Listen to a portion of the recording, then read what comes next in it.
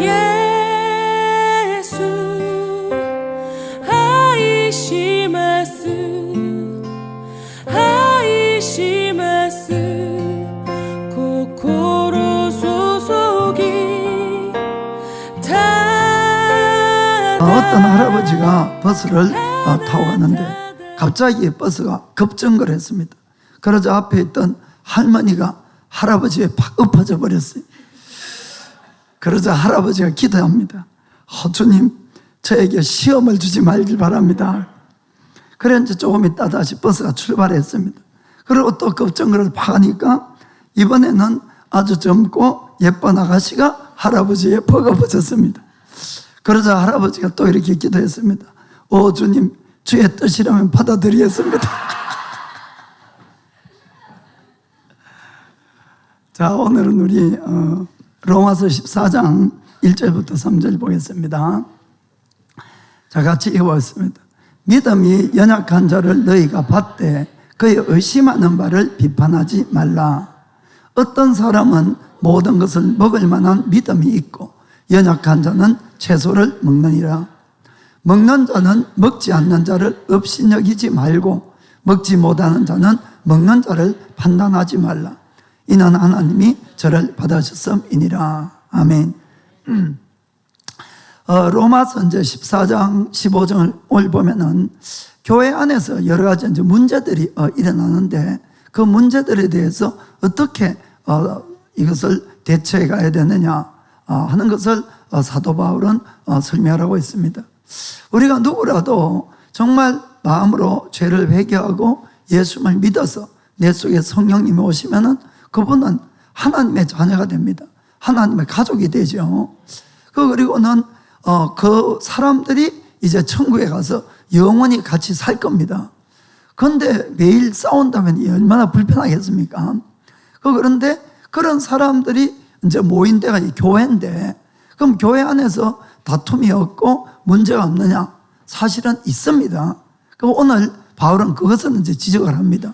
그래서 왜 그런 문제들이 일어나느냐 하는 것과 거기에 대해서 우리가 어떻게 받아들여야 되는가 하는 것을 오늘 같이 은혜를 나누길 원합니다. 특별하게 그 당시의 교회의 특징은 유대인과 이방인이 같이 구원을 받고 같이 생활하는 데서도 많은 사실은 문제가 있게 되었습니다. 지금 이야기하면은 이 뱃속부터 그러니까 모태 신앙인 사람도 있고 중간에 또 이 구원받은 사람도 있고 그러다 보니까 믿음이 서로 좀 다르고 이런 것으로 좀 부딪히는 이런 문제다라고도 할 수가 있습니다. 그래서 유대인들은 구원을 받았지만은 그들은 여전히 옛날부터 지켜오던 율법을 다 지켜야 된다고 이렇게 생각을 하고 있었습니다. 그러나 이방인들은 우리가 행위로 구원을 받는 것이 아니라 믿음으로 구원을 받는 것이기 때문에 그런 건 전혀 안 지켜도 된다. 이런 식으로 이제 나갔습니다. 그러다 보니까 자연적 많은 문제가 생겼죠. 그래서 지금도 교회 안에는 여러 가지 문제들이 있는데 그것들을 우리가 같이 한번 나눠보겠습니다. 그래서 첫 번째는 우리가 본질과 비본질을 늘 잘 구분하는 그런 신앙생활을 해야 된다는 것입니다. 교회에서 일어나는 대부분의 문제는 본질적인 문제가 아니고 대부분이 비본질적인 문제로서 우리가 서로 충돌하는 경우가 너무나 많이 있다는 것을 분명히 우리가 인식을 하셔야 됩니다. 그래서 그것 때문에 서로 감정이 상하니까 겉으로는 만나면 웃고 인사하고 해도 속으로는 그냥 원수가 되어버리는 거죠. 그래서 미워하고 정죄하고 그리고는 비협조적이 되고 그리고 자기의 주장을 또 자기 편을 만들려고 이렇게 교회 안에서 하고 이렇게 하는 것입니다. 그러면 아주 교회가 늘 골치가 아프고 너무너무 힘들어지게 되는 겁니다. 그래서 우리가 정말로 성장하기 위해서는 영과 혼과 육이 다 성장을 해야 된다는 것을 꼭 기억하시길 바랍니다. 그래서 먼저는 우리가 영적으로 거듭나야 됩니다. 그래야 이제 하나님의 자녀가 되고 천국을 들어갈 수 있겠죠. 먼저는 거듭나야 되는데 그러나 그것만 가지고 되는 것이 아니고 혼적으로도 우리가 자라야 되고 또 육신적인 행동의 부분에서도 변화가 일어나야만이 정말로 내 주위에 빛을 비출 수 있는 그런 하나님의 자녀가 된다는 것을 꼭 믿으시길 바랍니다. 그러므로 중요한 것은 무엇인 문제가 일어났을 때에 이것이 본질적인가 비본질적인가. 그래서 그것이 만일에 비본질적인 문제라면은 내 의견이 비록 안 받아들여질지라도 내가 그것을 받아들일 수 있는 넓은 마음을 꼭 가져야 된다는 것을 여러분에게 말씀드리고 싶습니다. 그럴 때 우리가 진정으로 성숙한 그런 크리스찬이 되는 겁니다. 그런데 사람은 참 지금까지 내가 해왔던 습관이나 전통이나 그런 것들이 좋은 것이든 나쁜 것이든 그것을 금방 다 벗어버린다는 것은 대단히 어려운 그런 일들 같습니다. 그래서 이제 당시에 이 유대인들은 예수님을 믿고 구원을 받았음에도 불구하고 늘 정해진 날을 지키고 또 그리고 음식도 늘 먹는 것 안 먹는 것 가려서 하고 또 할례에 대한 문제도 거론을 하고 이렇게 된 것 같습니다. 그러나 이방인들은 그와 같은 이 습관들이 전혀 없었기 때문에 그것을 지키려고 자꾸 하는 또 지키라고 하는 유대인들을 아주 낮게 이렇게 평가를 하고 또 유대인들은 그것을 전혀 지키지 않는 이방인들을 보고 저것들은 도대체 하나님을 제대로 알지도 못하고 제대로 경배하지도 않는다고 이렇게 비난을 하고 이렇게 해왔던 것입니다. 그 문제에 대해서 사도 바울은 사실 둘 다 틀렸다 이렇게 이야기하는 겁니다. 둘 다 틀렸다. 그리고 그래서 먼저는 다시 율법에 대해서 간단하게 여러분에게 설명을 드리고자 합니다. 율법에는 크게 세 가지로 나누어져 있습니다. 의식법이 있고 또 도덕법이 있고 민법이 있습니다. 그래서 이 의식법이라는 것은 우리가 지켜야 되는 절기가 있고 지켜야 되는 날짜들이 있고 또 그때마다 하나님께 드리는 제물이 있습니다. 또 어떤 것은 먹어도 좋은 것도 있고 먹어서는 안 되는 동물이나 또 새나 물고기나 이런 것도 다 지정이 되어 있습니다. 그리고 또 평소에 어떤 것을 지켜라는 아주 세세한 그런 규정들이 있습니다. 또 죄를 지으면은 죄 질에 따라서도 용서함을 받기 위해서는 어떤 제물을 가져와야 되고 또 바치는 것도 방법들이 다 다르고 이렇게 되어 있습니다. 그러나 그런 모든 의식법에 대해서는 사도 바울은 분명히 이렇게 이야기를 합니다. 자, 골로새서 2장 16절 17절 보겠습니다. 자, 그러므로 먹고 마시는 것과 절기나 월삭이나 안식일을 인하여 누구든지 너희를 평론하지 못하게 하라. 17절. 이것들은 장래일의 그림자이나 몸은 그리스도의 것이니라. 아멘. 한마디로 예수님의 십자가의 죽으심과 부활로 말미암아 의식법에 대한 모든 것들은 이루어졌고 폐지됐다 이야기를 하는 것입니다. 그래서 안 지켜도 된다 이런 이야기입니다. 실질적으로는. 그러면은 왜 하나님이 안 지켜도 될 없어질 의식법을 왜 줬을까? 이건 대단히 중요합니다. 사실은 어떤 의미가 있는가 하면은 이 의식법을 준 것은 성별을 이야기합니다. 거룩해지는 것. 그래서 이스라엘 백성들은 원래 애굽 땅에서 430년간이나 그들은 노예 생활을 했습니다. 그러면 430년 동안 그들은 누구 신을 섬기겠습니까? 애굽 안에 있는 수많은 신들을 섬겨왔고 애굽 사람들의 수많은 그런 습관에 따라서 생활해 온 겁니다. 한마디로 우리가 세상에 있을 때에 세상 신을 섬기고 죄악 속에 살았다 그런 이야기입니다. 그래서 그들을 이끌어내서 무엇이 거룩한 것이고 무엇이 하나님이 기뻐하시는 것이고 하는 성별에 대한 것을 가르치는 것이 바로 의식법입니다. 이해가 되십니까? 성별에 대한 것. 그래서 거룩해지는 것에 대해서 하나하나 그 규정이 있고 죄를 지으면 이렇게 해서 다시 거룩해지고 이런 것들을 쭉 기록해 놓은 것이 그 의식법인데 그것은 사람이 다 지킬 수가 없어요. 사실은 사람으로서 온전히 거룩해지지 못한다 그 뜻입니다. 그래서 예수님이 이 땅에 오셔서 대신 죽어주시고 부활하심으로 말미암아 우리를 거룩해 하는 모든 죄를 사해 주는 것을 다 이루어 주신 겁니다. 이해가 되십니까? 그래서 내가 어떠한 의식법을 지켜서 거룩해지고 죄사함을 받는 것이 아니고 예수님의 십자가의 죽으심과 부활로 나는 거룩해졌다는 것을 여러분들이 믿으셔야 됩니다. 그렇기 때문에 바울은 이제는 예수님이 오신 다음에는 그런 의식법을 지켜서 거룩해지지 않아도 된다는 겁니다.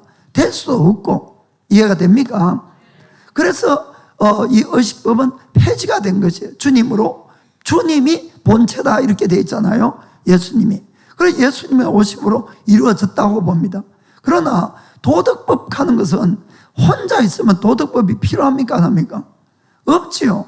도덕법은 사람이 여럿이 모여서 살기 때문에 도덕법이라는 것이 있다는 겁니다. 그래서 그것은 도덕법을 안 지키면 물론 죄지만은 안 지키게 되면 누구에게 피해를 줍니까? 상대방에게 피해를 주는 겁니다. 이 도덕법에 대한 이야기는. 그렇기 때문에 도덕법은 오히려 예수님이 마음으로까지 지켜야 된다는 겁니다. 겉모양만 지킬 뿐만 아니고 마음까지도 지켜야 된다.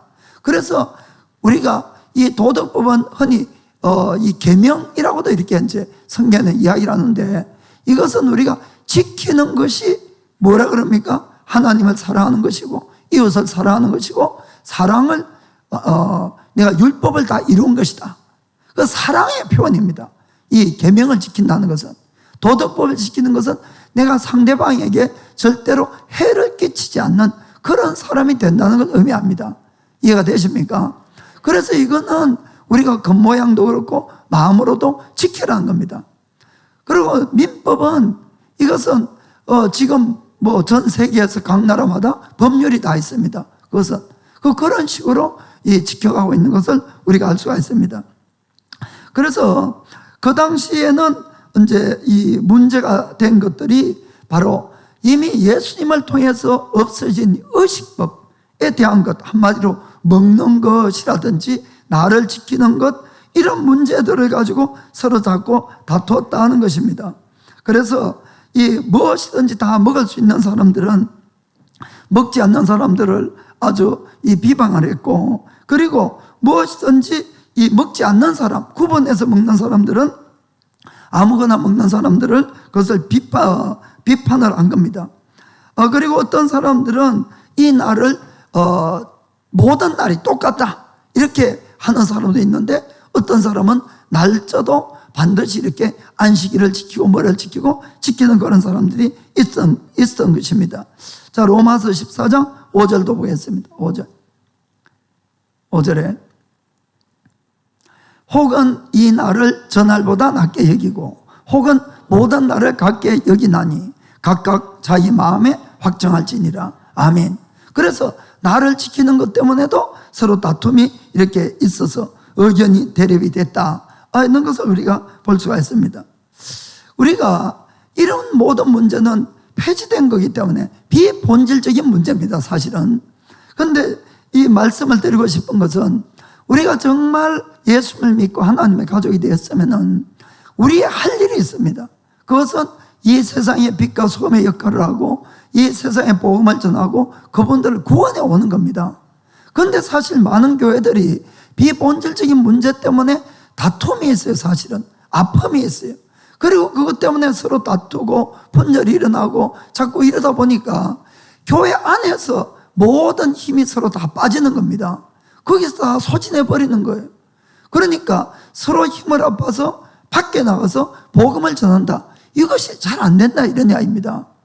그래서 우리가 이 모든 비본질적인 문제는 정말 서로가 잘 깨닫고 넘어가야 될 부분은 넘어가야 된다는 것을 꼭 믿으시길 바랍니다. 그래서 본질적인 문제는 뭔가 하면은 절대 변하지 않는 진리를 이야기하는 겁니다. 우리가 사실 이렇게 모여있는 이유도 우리가 그냥 침묵을 하자는 것이 아니지 않습니까? 영원한 생명이 달리기 때문에 지금 이 자리에 모인 겁니다. 그렇기 때문에 영원한 생명을 얻을 수 없는 것게 만드는 것은 전부 안 되는 것이에요. 이건 본질을 흐리면 안 된다 이런 이야기입니다. 그래서 복음은 절대로 변함이 없는 것이에요. 우리가 구원을 받는 것, 죄사함을 받고 구원을 받는 것은 오직 예수 그리스도를 정말 나의 마음으로 주로 믿어야만이 구원을 받는 겁니다. 주인으로 믿어야 구원을 받는 것이에요. 내 죄를 정말 버려야 되는 겁니다. 이것은 변함이 없는 것입니다. 그리고 하나님에 대한 예배, 기도, 찬양, 말씀 이런 것은 절대로 변함이 없는 본질이지요. 그래서 이런 것들은 우리가 절대로 변함이 없이 꼭 지켜야 되지만은, 그러나 비본질적인 문제라는 것은 우리가 예배를 드리는데 어떤 형식이 있잖아요. 순서가 있고, 그런 문제라든지 찬양을 드리는데 찬송가를 부르냐, 복음 성가를 부르냐, 뭐 여러 문제들이 많이 있어요. 이것 때문에 저희 교회도 한 10몇 년간 늘 이야기를 들어왔습니다. 왜 그 찬송을 하느냐고. 이런 문제라든지, 그리고 또 뭐 악기를 또 하는데 왜 드럼을 치냐, 기타를 가져오냐, 뭐 이런 문제들도 있고, 자꾸 왜 이 교회는 사도신경도 안 하냐, 뭐 이런 문제, 뭐 아주 많은 문제들이 있는데, 이런 것들은 전부 다 비본질적이라는 것을 우리가 받아들여야 된다, 이런 이야기입니다. 그래서 본질은 절대로 변하면 안 되지만은 비본질적인 그런 문제들은 언제나 우리가 수용할 수 있는 마음이 있어야 되고, 열린 마음이 있어야 됩니다. 열린 마음이. 그렇게 해서 내가 자꾸 좋아하는 것만 하는 것이 아니고, 우리가 늘 새로운 사람들이 와서도 쉽게 이 교회에 적응할 수 있고 받아들일 수 있고, 그런 마음이 필요하다는 것입니다. 그래서 이 비본질적인 것은 그때의 환경이나 시대나 문화나 이런 또 사람들의 요구에 따라서 얼마든지 변할 수가 있다는 생각을 우리가 꼭 가지고 있어야 되는 것입니다. 그런데 문제는 이 비본질적인 것에 목숨 건 사람들이 가끔 있어요. 그러면 이제 이게 문제 해결이 안 됩니다. 그러면 막 늘 그 문제로 그냥 시달리게 되고 이렇게 되는 것입니다. 그래서 원래 여러분, 전통적인 진짜로 옛날 처음부터 있었던 교회는, 교회 안에는 오르간밖에 없었어요. 오르간. 그럼 몇백 년 전에 피아노가 처음으로 교회 안에 들어올 때, 그때도 문제가 많았어요. 그때까지 피아노는 어디 있었는가 하면은 아주 고급 레스토랑이나 술집이나 이런 데 있었거든요. 이게 이제 들어오니까 막 교회가 벌쩍 들고 일어선 겁니다. 왜 그런 세속적인 악기를 들고 오냐고 막 이렇게 했는데, 지금이야 뭐 피아노 당연하지 않습니까? 아마 옛날에 한국에서 신앙생활 하신 분은 알겠지만은 1960년대쯤에 그때 신앙생활 한 분들은, 그때 만약에 어떤 학생이 통기타를 들고 교회에서 쳤다, 난리 나는 겁니다. 그러면 이 마귀시기들을 나가라고 그런 시절이 있었던 거예요. 그런데 지금은 뭐 드럼까지 쳐고 뭐 전자기타를 삐삐해서 하고 그런 시대가 됐다는 겁니다. 그것은 비본질적인 것 때문에, 그것 때문에 다툴 거는 없다는 것이에요. 그렇지만 다만 그건 자기 기호지요. 내가 좋아하고 안 좋아하고 그런 문제가 됩니다. 그래서 우리 교회도 사실은 주보를 보면은 저희 교회는 그냥 설교 제목밖에 지금 순서지에 없는데, 순서가 없습니다. 그래서 이제 한국에서 신앙생활 하다가 오신 분 중에는 주보 보고 이 이단 아니야 이러거든요. 아니 왜 이 교회는 사도신경도 없고 뭐 교동문도 없고 뭐 그냥 메시지만 있고, 헌금도 뭐 앞에까지 나와서 드리고 뭐 도대체 좀 이상하다. 충분하게 이해를 합니다. 그런데 저희 교회도 10년 전에 다 있었습니다. 없었는 것이 아니고, 여기 항상 종이 있어요. 종이. 그래서 찬양 실컷 하고는 이제 예배 들어가지 땡 한번 하고 그러면 이제 조용해지면 이제 지금부터 예배 드리겠다고 이렇게 하고는 기도하고 뭐하고 순서 바뀔 때마다 좀 땡땡 치거든요. 그런데 이게 이제 문제가 자꾸 생기는 겁니다. 우리가 정말 하나님을 향해서 마음껏 막 찬양을 하면은 정말 주의 임재를 느끼잖아요, 여러분. 하나님이 정말 얼마나 큰 임재가 있고 정말 기쁨이 있고 이렇게 좋은데, 땡 할 때마다 리셋도 되는 거야. 다 돌아가 버려요. 처음부터 다시 시작. 이렇게 되니까 흐름이 자꾸 끊어지는 거예요. 우리가 다 성령 충만해서 막 마음이 기쁘고 마음이 하나님을 향했을 때 메시지를 들으면은 이게 좋은데, 자꾸 끊어지다 보니까 다시 시작하니까 막 처음 설교할 때부터 막 벽 보고 막 그냥 벽을 향해서 말하는 거 없고 이렇게 돼버린다는 겁니다. 그래서 이런 걸 없애기 위해서 지금처럼 그냥 아예 찬양부터 축도 끝날 때까지 그냥 흐름이 안 끊어지게끔 하자고 해서 지금 이런 형식이 된 겁니다. 근데 만약에 더 좋은 또 예배 형식이 생기고 하나님께 더 영광을 돌려갈 수가 있고 우리가 더 큰 기쁨과 감사함과 은혜를 받을 수 있는 그런 형식이 되면은 얼마든지 바꿔도 좋다는 겁니다. 여러분들이 이것을 잘 이해를 하시길 바랍니다. 그래서 나의 취향만을 자꾸 고집을 하시면 안 되고 얼마든지 우리가 바꿔줄 수 있는 것은 바꿔야 된다는 것을 우리가 아시길 바랍니다. 그래서 우리가 교회 안에서 뭔가 의논을 할 때에 만약에 이것이 본질적인 문제라면은 언제나 뭘 기준으로 해야 됩니까? 오직 성경입니다. 오직 성경. 이거는 뭐 변함이 없는 것이에요. 본질적인 문제는. 그래서 절대로 성경을 벗어나서 우리가 뭔가를 결정하면 안 됩니다. 그래야만이 하나님 앞에 늘 바르게 설 수가 있는 것이에요. 그러나 비본질적인 문제는 많은 사람이 그것이 더 좋다는 것을 따라가야 됩니다, 여러분. 이거는 할 수가 없어요. 저도 마찬가지입니다. 저도 마찬가지고. 그래서 더 좋다고 하는 것을 선택해서 하다가 그것이 잘 안 되면은 얼마든지 또 바꿔갈 수 있는 것이에요. 왜냐하면 비본질이니까. 거기에 목숨 걸 필요는 없다, 이런 이야기입니다. 그래서 특별히 우리가 생각해야 되는 것은 우리 세대도 중요하지만은 늘 우리 마음에는 그 다음 세대를 생각하고 지금 예수님을 안 믿는 사람들이 어떻게 하면 더 많이 교회에 올 수 있을까? 이것도 꼭 생각을 하셔야 됩니다. 우리끼리만 늘 예배 드리다가 천국 가면 되는 것이 아니잖아요. 우리를 통해서 다른 사람도 구원을 받고 이 사람들도 또 천국을 가야 되니까. 그렇기 때문에 우리는 늘 하는 일에 익숙해져 있어요. 그래서 늘 찬송가를 부르던 분들은 찬송가가 좋습니다, 사실은. 근데, 예를 들어서 이제 저하고 사모는 엔가를 좋아해요. 그래서 옛날에 이제 엔가들 이렇게 좀 부르고 이렇게 했는데 어느 날 이제 아이들하고 이야기를 하다가 엔가 이야기가 나오니까 아이들이 도대체 이해를 못 하는 거예요. 엔가가 뭐가 좋냐는 거예요, 그게. 엔가가. 자기들은 그게 이해가 안 된다는 거예요. 자, 그러면은 지금 대부분의 젊은 아이들은 엔가를 안 부릅니다, 여러분. 뭐, 암으로 남의 정도는 부를까 몰라도. 그래서 엔가를 안 부르는 이 아이들을 억지로 교회를 끌고 왔는데, 그런데 옛날과 똑같은 엔가풍의 교회다. 이러면 두 번 다시 안 온다, 이런 이야기입니다. 그래서 우리가 그런 문제에 대해서는, 이미 믿었던 분들이 좀 양보들을 해 주셔야 되는 것이에요.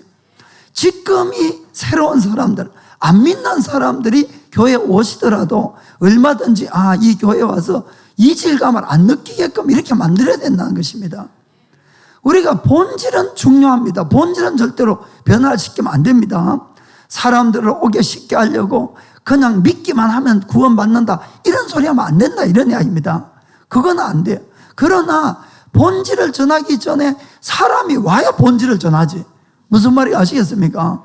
그래서 이분들이 오는데 지장이 없게끔 만드는 교회를 만들어야 됩니다. 그것은 바로 비본질에 달려 있거든요.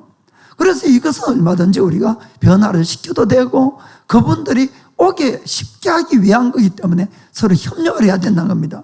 그래서 내가 좋아하는 것만 하면 되는 것이 아니고 지금 이 세대 아이들이나 사람들이 어떤 것을 좋아하고 하면은 그런 것들을 우리가 어느 정도 선안에서는 수용할 수 있는 그런 여유로운 마음을 가지기를 주의 이름으로 축복합니다.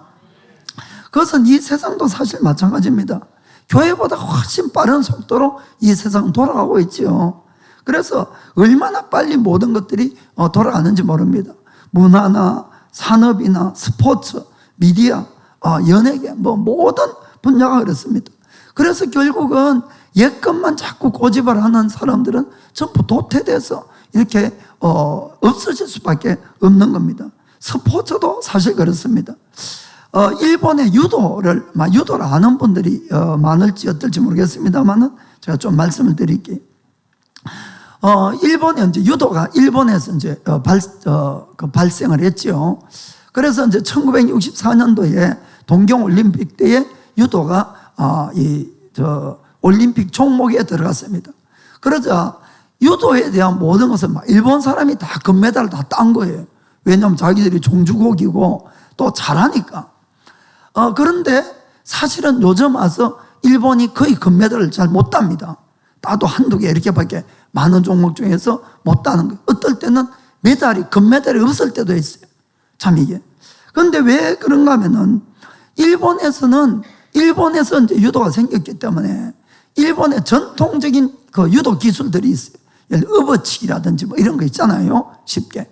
그래서 그런 기술들을 아주 중요하게 생각하고 그 한 판으로 딱 이렇게 승부를 내고 이런 것을 아주 잘하는 걸로 이렇게 하는 것이.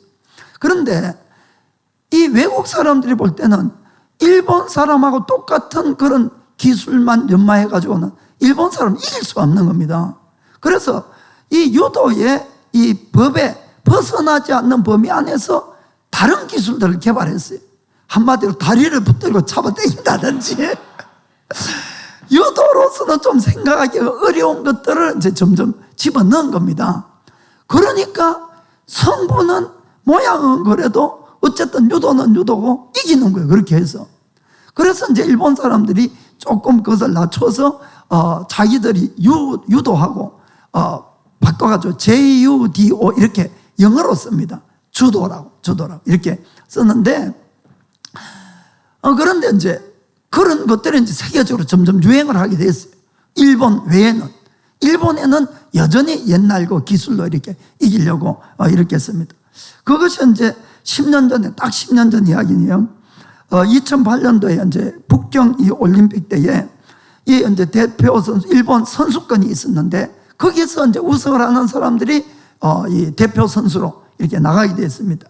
그때에 이시 사토시라는 21살짜리 선수가 있었는데 아시는 분은 아실 거예요.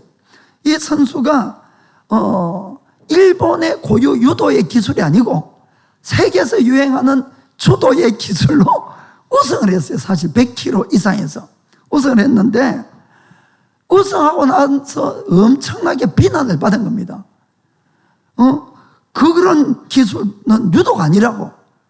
그런 비겁한 수단으로 이기면 안 된다고.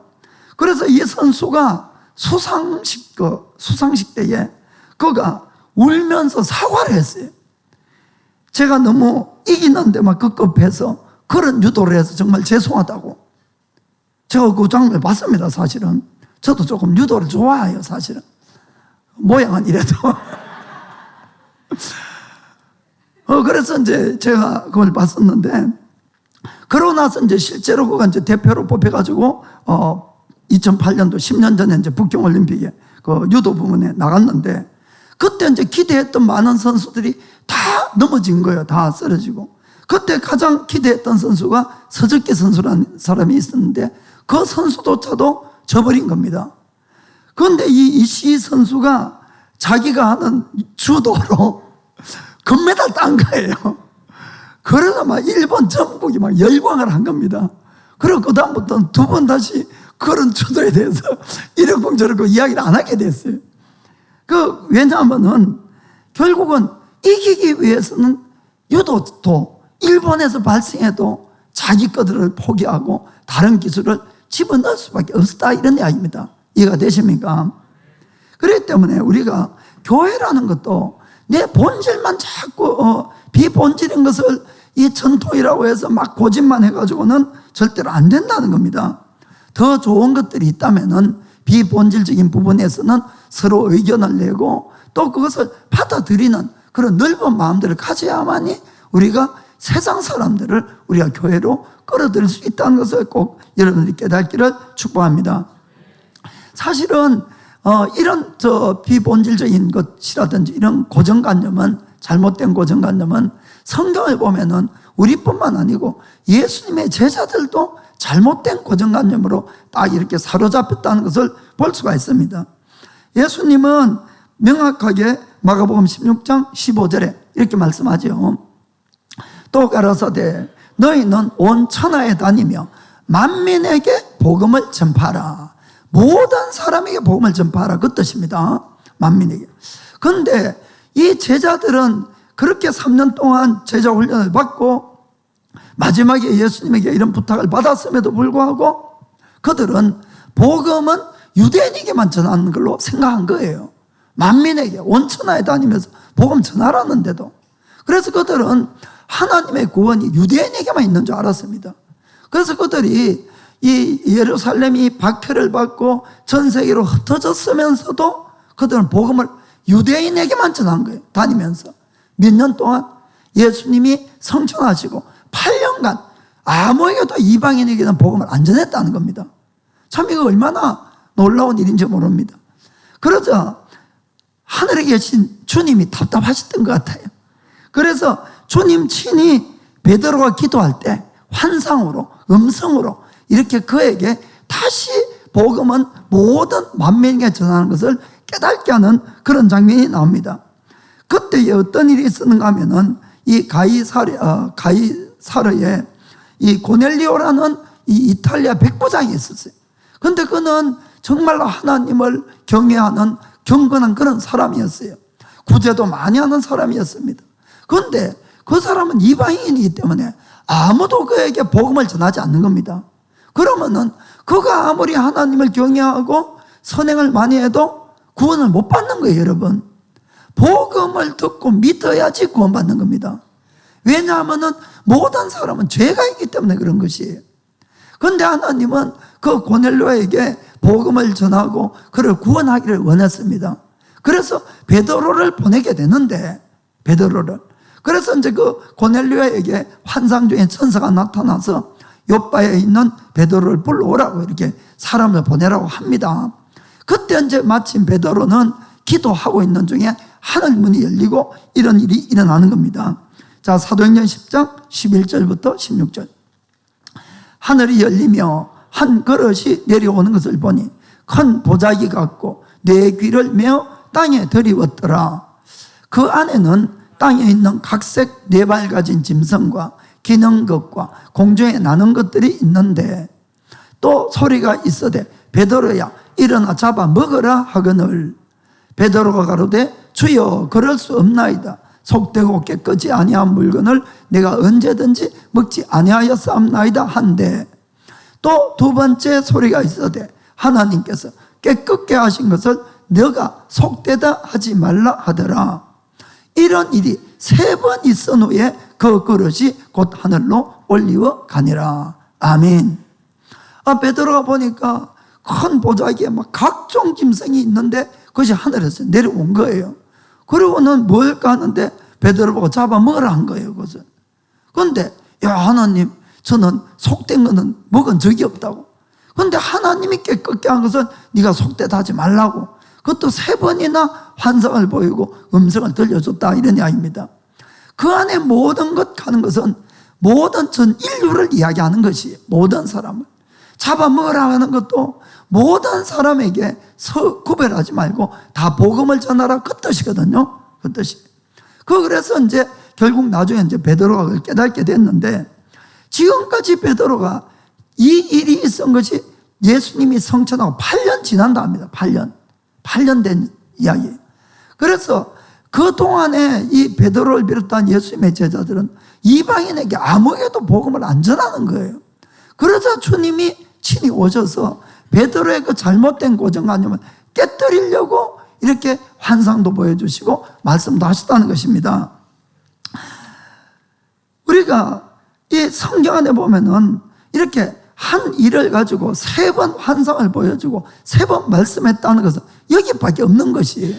이것은 어떤 뜻인가 하면은 그만큼 사람의 이 고정관념은 깨어지기가 어렵다, 이렇게 생각할 수도 있고 변화가 어렵다는 것도 우리가 알 수가 있습니다. 그래 아무튼 간에 이 베드로에게 그렇게 해서 베드로가 고넬료 가정으로 이제 인도돼 가게 되는 것입니다. 그런데 이것은 베드로뿐만 아니고 사실 그 당시에 모든 제자들도 다 그랬습니다. 이 베드로가 그 환상과 음성을 듣고 그 사람들이 찾아와서 이제 고넬료 가정으로 인도가 돼 갔습니다. 그래서 그 들어갈 때에 가니까 이제 고넬료가 모든 자기 친척들하고 다 모아놓고 베드로에게 이제 말씀을 들었어요. 그 베드로는 큰 기대도 안 하고 주님이 가라 그랬으니까 가서 복음을 전하기 시작했습니다. 그런데 복음을 전하는데 놀랍게도 말씀하는 도중에 성령님이 내려오신 것이에요. 뭐 안수한 것도 아니고 기도한 것도 아닙니다. 성령님을 초청한 것도 아니에요. 말씀을 전하는데 성령님이 내려오셔서 방언을 하고 막 하나님을 찬양하니까 그때 베드로가 온전히 깨달은 겁니다. 아, 하나님께서 이방인도 자기들과 마찬가지로 구원하시기를 원한다는 사. 그때 알은 거예요. 그런데 그 사실이 알려지니까 예루살렘 교회가 또 들썩한 겁니다. 베드로 저거 나면 이래 된 거예요, 여러분. 그러니까 모든 제자들이 그런 잘못된 고정관념에 딱 사로잡혔다는 것을 볼 수가 있습니다. 사도행전 11장 1절부터 보겠습니다. 지금은 이제 한 것이 10장 이야기고 11장. 유대에 있는 사도들과 형제들이 이방인들도 하나님 말씀을 받았다함을 들었더니 2절에 베드로가 예루살렘에 올라갔을 때에 할례자들이 힐난하여, 보세요, 힐난 베드로. 자, 3절에 가로되 내가 무할례자의 집에 들어가 함께 먹었다 하니 너 왜 이방인 집에 들어갔냐는 겁니다. 아니, 복음은 전하에 그냥 이방인하고 상관도 안 한 사람들입니다. 이해가 되십니까? 그래서 베드로가 그 자초지종을 하나하나 설명을 해가지고 거기 이제 11장 보면 쭉 그런 내용입니다. 설명을 해서 이러이러해서 내가 가서 사실 그걸 복음을 전하는데 그때 성령님이 내리는데 내가 누구라고 하나님이 인정한 사람들을 내가 인정 안 할 수가 있냐고. 이렇게 돼서 이제 이 사건이 마무리되고 그때부터 복음을 전하게 됐다, 이런 이야기입니다. 그래서 만일에 우리들에게도 이런 비본질적인 문제에 대해서 잘못된 고정관념이 우리에게 딱 사로잡혀 있다면은 그럼 그 다음 사람들은 구원을 못하는 겁니다. 그래서 그런 문제는 늘 넓은 마음으로 우리가 꼭 받아들여야 된다는 것을 꼭 믿으시길 바랍니다. 그래서 늘 유연한 생각을 가지시고 늘 우리가 넓은 마음을 갖게 되기를 주의 이름으로 축복합니다. 자, 그 다음에 자, 그러면 두 번째는 정말로 우리가 주님을 위한 것이라면은 비본질적인 것은 받아줘야 된다는 겁니다. 정말 주님을 위한다고 생각하는 것들은. 자, 그래서 그 비본질적인 문제에 대해서 바울은 어떻게 결론을 냈는가를 보겠습니다. 먼저는 아까 이야기한 것처럼 서로 비본질적인 문제에 대해서 대립이 생겼을 때에 그것을 서로 비판하거나 정죄하지 말라는 겁니다. 우선은 서로 비판하거나 정죄하지 말라. 그건 개인적인 차이가 있기 때문에 서로 그래도 괜찮다는 겁니다. 자, 그 다음에 14장 5절에서 8절을 읽어보겠습니다. 5절에서 8절. 자, 혹은 이 날을 저 날보다 낮게 여기고 혹은 모든 날을 같게 여기나니 각각 자기 마음에 확정할지니라. 나를 중히 여기는 자도 주를 위하여 중히 여기고 먹는 자도 주를 위하여 먹으니 이는 하나님께 감사하며 먹지 아니하는 자도 주를 위하여 먹지 아니하며 하나님께 감사하느니라. 우리 중에 누구든지 자기를 위하여 사는 자가 없고 자기를 위하여 죽는 자도 없도다. 우리가 살아도 주를 위하여 살고 죽어도 주를 위하여 죽나니 그러므로 사나 죽으나 우리가 주의 것이로라. 아멘. 이런 내용입니다. 정말로 내가 주님을 위한다고 그렇게 믿어서 내가 나를 지키는 것은 괜찮다. 또 정말 주님을 내가 사랑하는 마음에서 나를 똑같이 생각하는 것도 괜찮다. 그 이야기를 하는 것입니다. 그렇기 때문에 그 사람의 정말 마음의 동기가 정말 이것이야말로 주님을 위하는 길이다라고 생각을 한다면은 자기가 확정하는 것을 그대로 해도 괜찮다, 그 이야기입니다. 그래서 어떤 사람은 예를 들어서 음식을 구분해서 먹는 것이 주님을 위해서 하는 일이다 생각하는 사람은 구분해서 먹어도 전혀 문제가 없다, 이런 이야기입니다. 그리고 어떤 사람은 내가 다 먹는 것이 이것이 바른 믿음이다 이렇게 생각해서 모든 걸 다 먹는 사람은 먹어도 좋다, 이런 이야기입니다. 그러나 서로 정죄하지 말라는 것이죠. 또 어떤 사람은 이 날들을 구분해서 반드시 지키는 것이 주님을 위한 것이다 이렇게 생각하는 사람은 그렇게 지켜도 괜찮다는 겁니다. 그것은 절대로 잘못된 것이 아닌 것이죠. 그리고 어떤 사람은 모든 날이 똑같다 이렇게 생각해서 그렇게 행동한 사람들은 그것도 괜찮다는 겁니다. 그것을 서로 정죄하지 말라는 것입니다. 그래서 우리가 비본질적인 문제에 대해서는 반드시 이것은 이렇게 해야 된다고 자기의 의견만을 주장하는 것은 안 된다는 것이, 그러면 이제 다툼이 일어나게 된다는 것을 우리가 알아야 됩니다. 사실 아까도 우리가 이야기했지만은 이 의식법에 대한 것, 그 안에는 안식일도 들어가 있는 겁니다. 이것은 폐지된 거예요, 사실은. 그래서 은밀하게 성경적으로는 모든 날이 똑같은 날이고 모든 날이 주님의 날입니다. 어떤 면에서는. 그런데도 불구하고 어떤 사람은 아니야, 그래도 반드시 주일을 지켜야 돼. 그것도 지금은 일요일이죠. 일요일을 반드시 주일날로 지켜야 돼 하고 주일을 지키는 것은 괜찮다는 겁니다. 절대로 잘못된 것이 아니니까 그것을 비판하거나 비난해서는 안 된다, 이런 이야기입니다.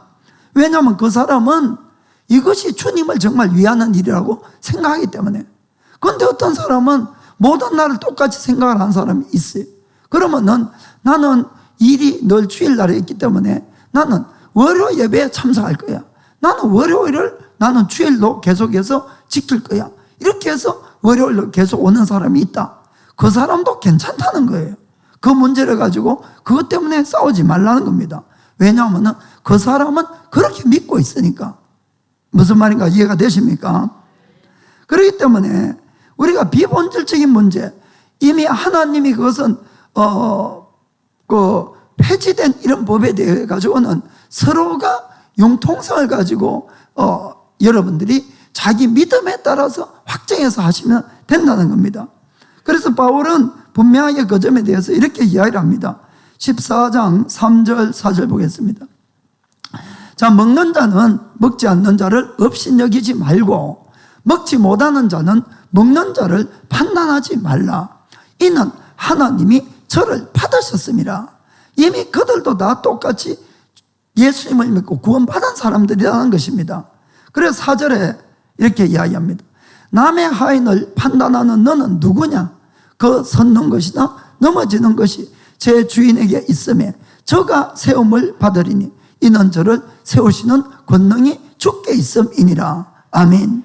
자, 그러면은 우리가 이전에 이 구원파에 대한 이야기를 좀 했습니다. 그들 중에는 이런 설교를 하죠. 예수 믿고 나서 주일을 꼭 주일이라고 해서 지키는 사람은 지옥 간다. 또 하나님이 율법을 이미 폐했는데 그리고 다 이루었는데 회개하면은 지옥 간다든지, 뭐 11조를 하면은 지옥 간다든지, 그렇게 주장하는 그런 무리도 있습니다, 사실은. 그러나 여러분, 그 사람의 말은 정말 오늘 말씀에 비추면 잘못된 거다는 겁니다. 왜냐하면 실제로 폐지된 법이라 할지라도 나는 그것을 지키는 것이 주님을 위하는 길이라고 해서 지키는 것은 전혀 문제가 없고 비판하지 말라는 겁니다. 무슨 뜻인가 아시겠습니까? 그러니까 그 말 자체가 이미 전혀 성경을 모르고 하는 그런 말이라는 겁니다. 실제로는 우리가 주일에 일주일에 한 번은 어느 날을 정하든지 주님 앞에 예배를 드리는 것은 당연한 일이에요, 여러분. 그리고 11조를 하고 이런 모든 문제는 죄가 있으면 회개하고 그건 전혀 성경적이라는 것을 꼭 믿기를 축복합니다. 그래서 우리가 지난주도 말씀드렸듯이 무언가 하나의 어떠한 계명이 있을 때 그 계명을 지켰느냐 지키지 않았느냐 여기에 자꾸 초점을 맞추지 마시길 바랍니다. 그것보다도 늘 마음에서 내가 하나님을 경외하고 사랑하는 곳에 내 마음을 쓰셔야 되는 것이, 내 이웃을 정말로 사랑하는 일에 내가 마음을 써야 되는 것입니다. 거기에 초점을 맞추면 전혀 문제가 없는 것이에요. 우리가 사람이니까 혹 무슨 좀 잘못을 할 수는 있겠지요. 본의 아니게. 내가 아는 것에 대해서는 반드시 회개를 해야 되겠지만은 본의 아니게 잘못을 할지라도 성경에 이렇게 되어 있습니다. 베드로전서 4장 8절 같이 읽어봅시다. 자, 무엇보다도 열심으로 서로 사랑할지니 사랑은 허다한 죄를 덮느니라. 아멘.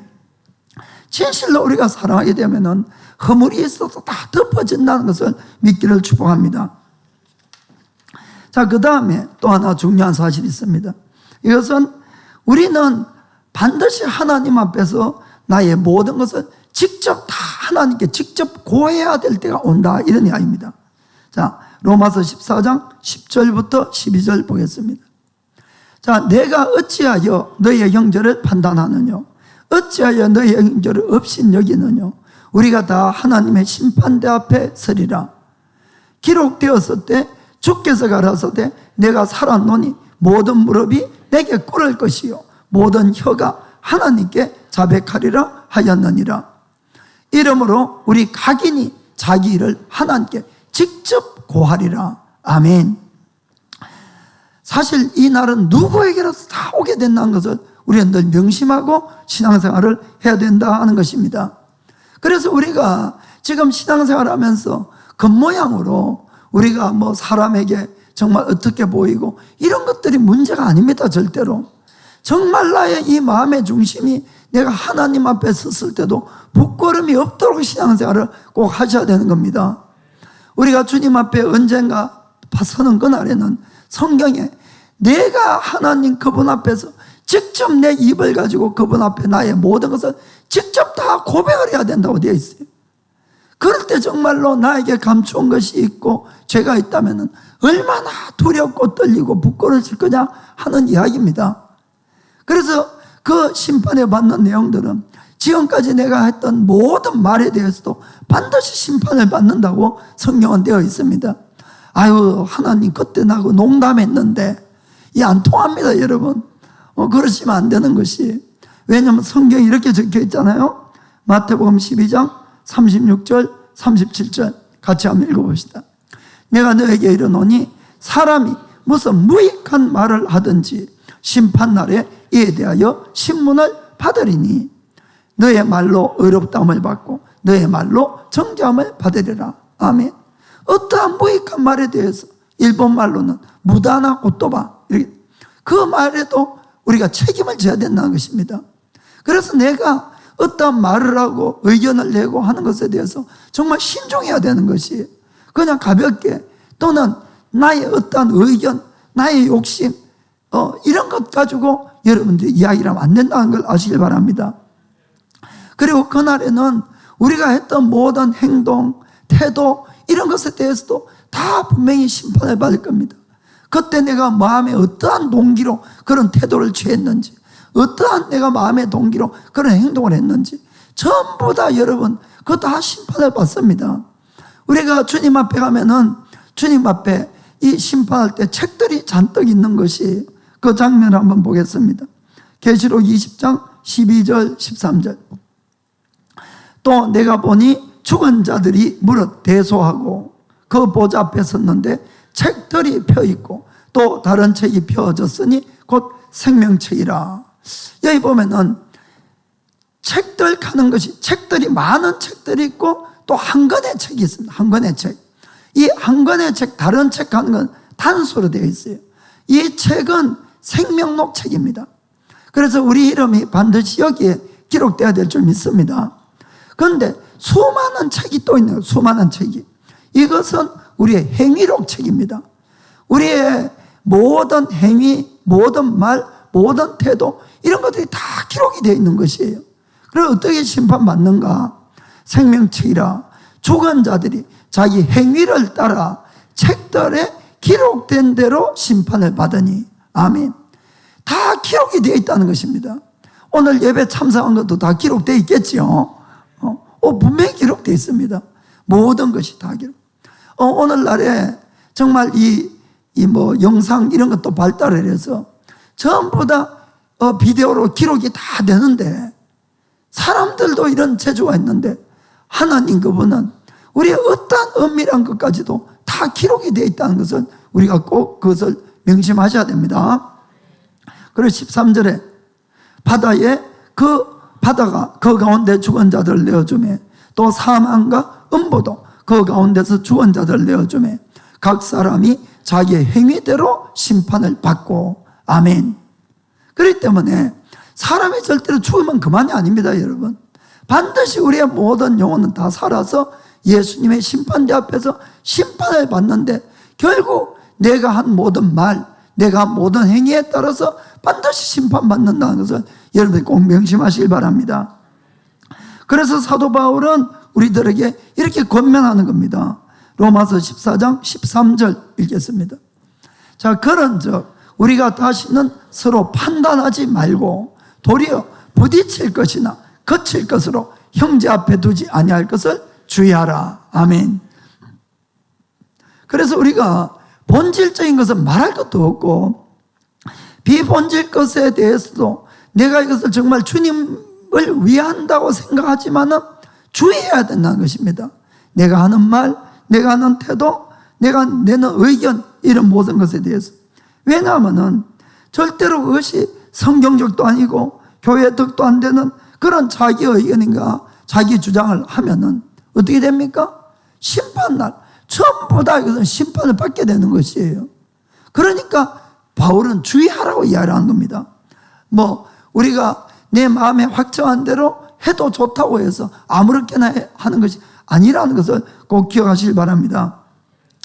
사랑하는 성도 여러분, 혹시 여러분 중에서 지금까지 내가 잘못된 말을 하고 그럼 잘못된 태도를 하고 잘못된 행동을 한 것들은 어떻게 되느냐?